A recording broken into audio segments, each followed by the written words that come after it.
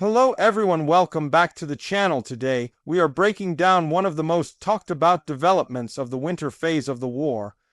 A coordinated Ukrainian missile offensive carried out during the Christmas period that reportedly struck numerous Russian military targets across multiple regions.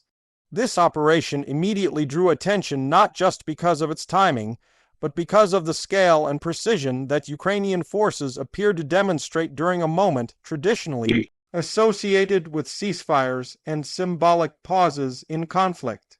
According to Ukrainian military statements, the strikes were aimed at weakening Russia's ability to sustain pressure along the front lines by targeting infrastructure critical to command, logistics, and air operations. The Christmas offensive did not emerge out of nowhere, but rather followed weeks of escalating missile and drone exchanges between the two sides as winter conditions reshaped battlefield priorities. Cold weather, frozen ground, and reduced foliage tend to favor long-range strikes and intelligence-driven operations, making missiles a central tool during this period.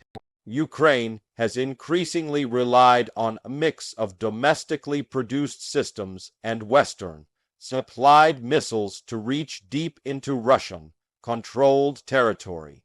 During this offensive, Ukrainian officials claimed that ammunition depots, fuel storage facilities, airfields, and command centers were among the primary targets. These types of facilities are essential for sustaining Russia's military operations, particularly during winter when logistics become more fragile.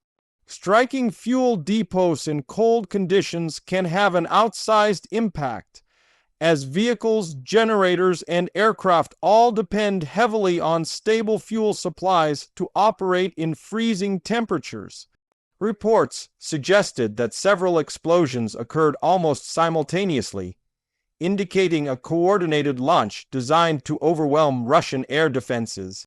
By attacking multiple targets at once, Ukraine aimed to reduce the effectiveness of interception systems and increase the likelihood that missiles would reach their intended objectives.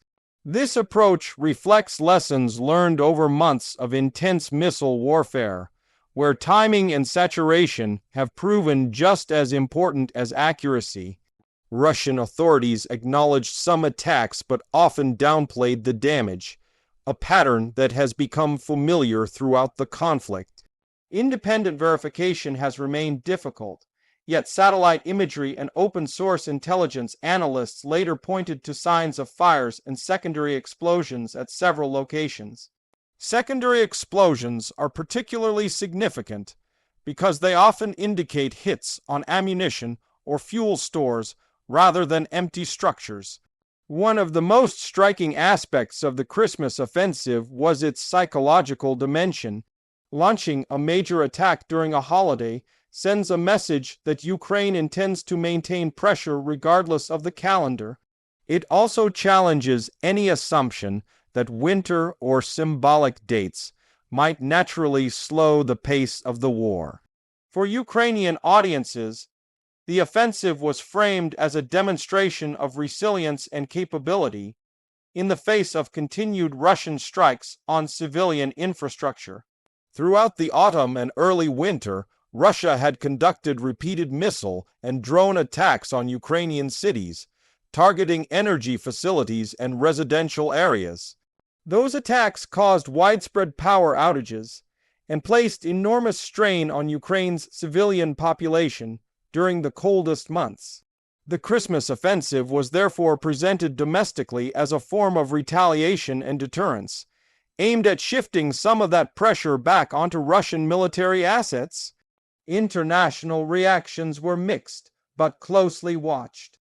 Western allies largely refrained from commenting on specific operational details, instead reiterating Ukraine's right to self-defense under international law. At the same time, there was careful attention paid to whether